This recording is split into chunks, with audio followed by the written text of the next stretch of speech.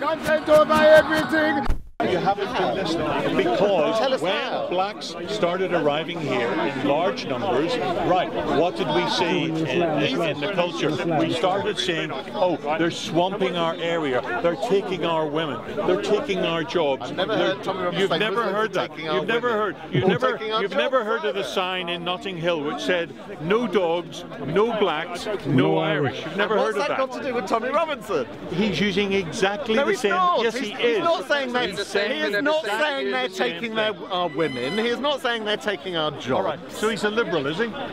He's never said those things. Okay, so he's a liberal. So what up. he's basically saying is, we love Muslims, we want them to stay here, and they're really adding to British culture. Is that what you're saying? No. So you're denying that he's hypercritical. Right. So tell me what he's saying then, if you think he's such a great man. He doesn't want the Islamization of this country. He doesn't want. Where are all the mosques? Where is this Islamization of Britain?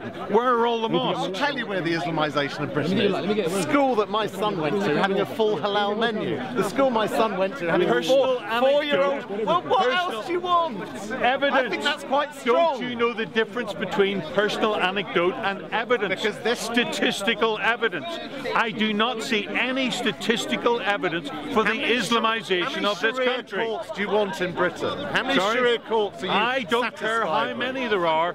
If people want Sharia schools, if they want academies, private schools, I don't care. So you don't care if madrassas are educating loads of poor Muslim kids without any Ofsted inspections, without any DBS checks on their stuff. You don't give a shit about children. I talk to you about this. This is another prejudice. Ofsted has inspected all of these schools. No, I'm talking about madrassas. I'm not talking about faith schools. I'm talking about madrassas, schools where children are taught. It's somewhere where the kids go after school. You're talking about schools. No, Ofsted do not inspect educational madrassas. They're after school.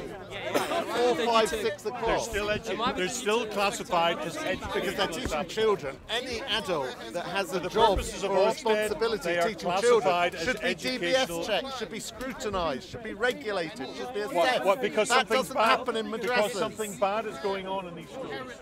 How many hidden video footages do you need to see to accept it? So what you're saying is they're all like that. Being taught that the homosexuals should be thrown off the mountaintop. There was one. Why don't you bring in the Jewish religious schools? Yes. But I had to. I've not seen any hidden video footage. Are the Jewish religious schools all bad? Saying to the Jewish children, those gays should be thrown off the mountaintops. We shouldn't be mixing with these. But I tell you what, I would not want Bring you going anywhere near a school. You're so angry. I have to drop my son off every day at a school. Is that okay? All right, and you hate it because there's Muslims. No, because we moved him to get him out of this outrageous Well, there you are then. cesspit Why of a are you still Muslim angry? school. Why are you still angry? It's costing me £16,000 a year. Well, you can afford it, you rich bastard.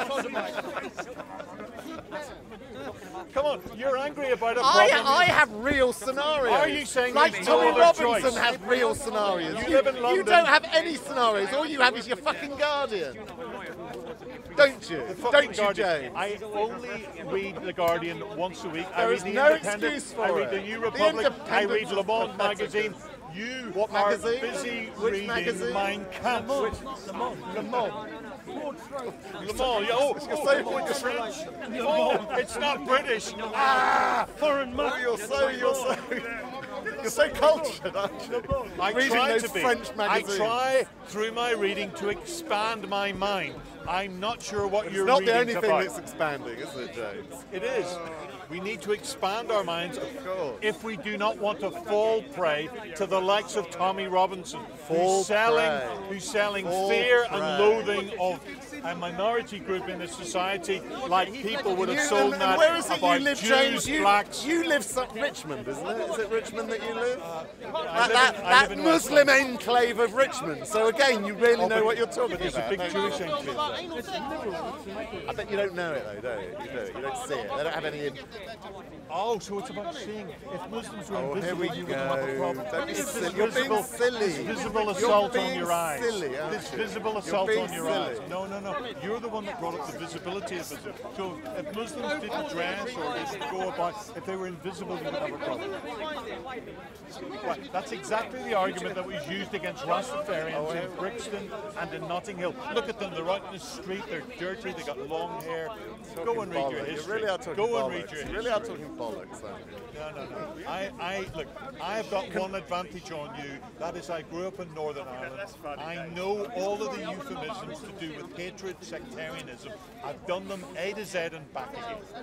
Tommy Robinson is just like a young Ian Paisley. Yes, he can speak, wonderful voice. Yes, he can punch you as quick as look at you. But it's all to do with hatred and fear. I don't stop talking now, mate. I just got the mic ready. And it bothers me, quite honestly, when sensible people like you find something of appeal in someone like Tommy Robinson. Find a huge amount of appeal. Well, I hear what he's saying, and I agree with what he's saying. Which way are we going when street thugs can influence middle-class people? You're being snobbish now. So if it's a Douglas Murray with a bit more of a... class, what about Douglas Murray? Do you hate Douglas Murray with such passion? No, I disagree with it. But you think Tommy Robinson's a lot more evil than Douglas Murray? Murray pays the audience a courtesy by bothering to make his argument on the basis of evidence and statistics. That's what makes him difficult to argue against. And he publishes his stuff in reputable media where the stuff is fact-checked and goes through lawyers. But they're giving, Tommy Robinson doesn't the same message. Yes, in a different style. Right, but they are giving the same message. In a different style. Which is? That Islam is a danger to our culture and our society. Our culture? Well, what is your culture? Yes, same as your culture, you're Christian. same as his culture. Well, you're Christian. Same as COE's culture. You're a Christian. No, I'm not a Christian. Right, well, how dare you? I mean, English culture is Christian. He's talking about our culture and he's not even a Christian. How dare you talk about our culture and then deny the Lord Jesus Christ? Guardian readers hate the word culture even. It makes your skin crawl, doesn't it, the word culture? No, I'm a great fan of culture. Are you? Great fan what of sort culture. Of culture are you a great all fan? Kinds of culture. I love all kinds of culture. Yogurt. I love Islamic culture. I love art. What do you love cinema. What do you love about Islamic culture? Tell us. It's very, very beautiful. What the art? Where they're allowed yes, it. The written word. Rumi. Have you bothered to read any Rumi? You're into poetry. Rumi. Yes. Yes. One of the books I read when I was very young was by an Afghan Sufi called Idris Shah. I've only ever met one person who's ever heard of him down here. A great person. One of the great translators of Afghan, Iranian, Persian text into English. You should try him sometime. Not really into poetry. Oh, no, he's Islamic. No, poetry. He's not. Poetry. You hear what you want to hear. It's not our culture. I said poetry, so you jump on Islamic poetry. I hated English literature. Snobby against poetry. I hated English literature. Well, it's your bloody culture, mate. What else can culture mean? Literature is one part of my culture. Well, what is your culture then? Hanging out in the pub and saying, yes, and what's wrong with that? Going to the pub, that is part of my culture, yeah. He's fucking right. I don't talk like that. And I don't talk like that. Well, if you can stereotype me as a Guardian reader, I can stereotype you as a fucking taxi driver. I do listen to LBC. So. Well, there you are. I knew you'd like that. LBC is designed to make people angry in the middle of the night. Especially James O'Brien. I bet you love James O'Brien, don't you? Oh, what a cunt. I have not. What a cunt. I'm not saying you're a cunt. But well, go ahead. I'll introduce you to someone. You know Matthew. Not Matthew. No. We have a friend in common who, I swear to God. Do you still class Matthew as a friend? You know, he's an acquaintance. But we sort of on friendly terms. He used to phone up all of the different LBC phones in different voices and record it. And he was always the one with the most extreme opinion. You know, like the host would say, was this a while ago? I think you're going a bit too far there, mate. Like Peter Cook. Did you know that Peter Cook, you know, the comedian, he used to phone LBC, you know, with his Derek and Clark. Hello, Derek here. Is LBC that old? Has it been going for a long time? Yeah. But it's designed to to make people angry. Brian Hayes originally. Yeah, it's shock jocks, isn't it? It's just a well, it's our equivalent. I mean, because our media is quite regulated. Yeah. So it's not unlike like shock. The BBC can't do that on their phone. It's impossible. No, but the LBC you can't. Yeah, but it's always popular. The nighttime shows are always popular with taxi drivers and dockers. You know, Enoch Powell and all that. Let's not go there. It's not going to take the bait. Well, this is I said let's not go there. This is the 50-year anniversary of the Rivers of Blood speech. Of course, he was wrong. Where's the Rivers of Blood? Have a look in East London, in Hackney. Yeah. Every day there's rivers of blood. Oh, that's black killing black. Well, yeah. Right. Oh, yeah. But Okay. he wasn't. he by the way, wasn't. that's not a river. I mean, we got a spike in murders, but It's a stream, then, not a river. Well, exactly. But he was referring to The stream of blood. Enoch Powell's contention was that black and white could not live together, and there would be widespread outbreak of violence. Well, he got that wrong. So far. Maybe he was thinking Muslim. Well, it's funny you should say that, because of course that same argument that Powell made could be applied to Muslims, and you see no trouble ahead. Or here. Well, so long as integration. Well, that's a bit of an if, though, isn't it? Well, is it? Well, look at the evidence. Look around Speaker's Corner. But no, that's a mistake. We Speaker's mustn't- Corner is not representative of And London. maybe that's my biggest fault. Using Speaker's Corner as a representative come on. of... Look, you know this city, don't you? You move around this city. This is not. I know. an average place. Right. This is where you get the odds and ends. See you fellas, we're going across the road. All right, check out some McDonald's. Yeah. Oh, the McDonald's Social I didn't Club. realise. I went with them Social last week. Club, I've never yeah. been before. These are all the intellect. It's only by special invite. I got invited last week for the first time. It was full. It was full of Speaker's Corner, and none of them had bought anything. I still went up and bought the burger and chips, and they were just sitting there. Well, you know what, Matthew used to be a Pizza Hut. Yes, just Did I show you a Pizza Hut? No. Matthew and our common friend. Is he a short guy? Yeah, they used to have a session in the Ford Speaker Corner, and it was a eat all you food type deal buffet. And what they did was they brought their own plates. So they had this extra large plate, which they had in a special plate bag, and then they had a competition. Can I just go up and back and forth? No, it was fill one plate in those days. And then they used to have a competition to see how much stuff, what stuff went on the bottom. And then they would have to eat it all.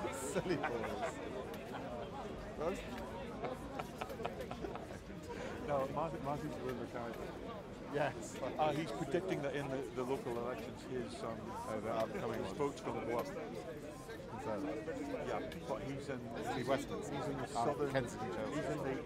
He's got a ward around Kensington Church Street, so it's all big property. That's why someone's for thing. No. So I'm not going to put any money on. I put money on with Heiko that Jeremy Corbyn will not get. I saw when I was here, I saw it on video. 100 quid. 50%. Yeah. Well, it's a pathetic bet because no one's ever. Has any party ever got 50? Tony Blair had the highest majority. It was the mid-40s. No one's ever. Do you think Heiko is not stupid enough to not realise that? Well, he's not good on politics because politics doesn't matter to him. Ideology, Marxism, and his use of the Labour Party as a vehicle for his silly little ideas. Because he's writing a doctorate. How is it? On Marxism. I think it's been rejected. I bumped into him at Tesco's and he looked a bit. This is months ago, and I said, "What are you doing?" So I'm rewriting my thesis. And by the look of him, he doesn't look as if it's gone through.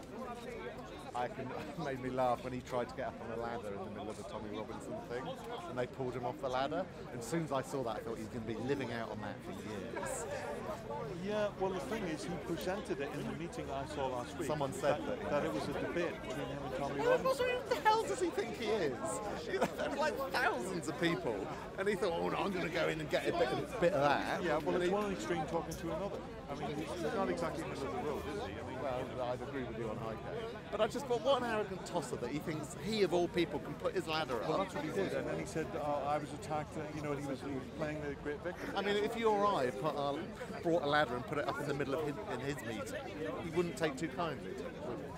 Well, no, I mean, you know, I can't interrupt his meeting.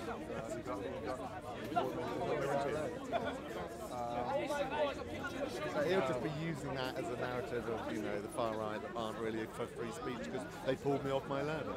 Yeah, well, that's a typical, you know, the thing is, I mean, you know, the far left, I mean, you know, what does he want? Dictatorship of the working classes.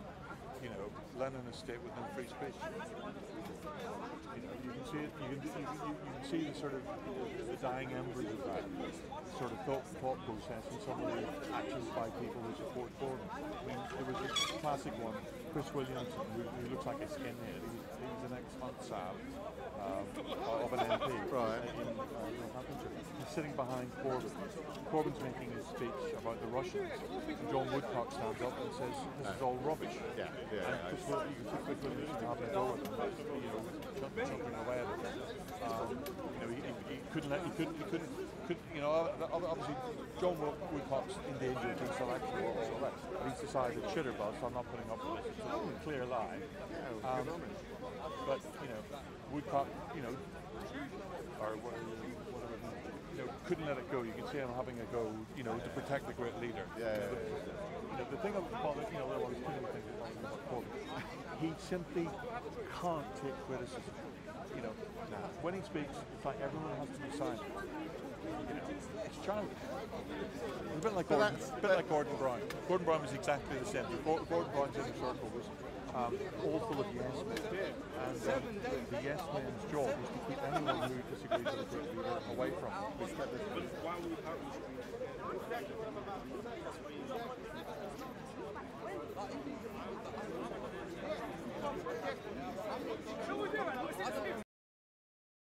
Content over everything. Content over everything. From your Man, say it straight. Man, don't listen to BBC. Man, don't listen to ITV. Okay, I'll ask you then. Listen. Man, don't listen to BBC. Man, don't listen to ITV. That's flood. Tell me the other part. The other part, like I said, is face-to-face communal deliberation. This is the thing that we just ongoing process that we have all the time. No, we don't. Was there any deliberation of the Brexit vote? Tell you what, the Remainers are going continually churning it through as they did in the Lisbon thing. The fact is there was no face-to-face deliberation at the neighbourhood assembly level. There was no.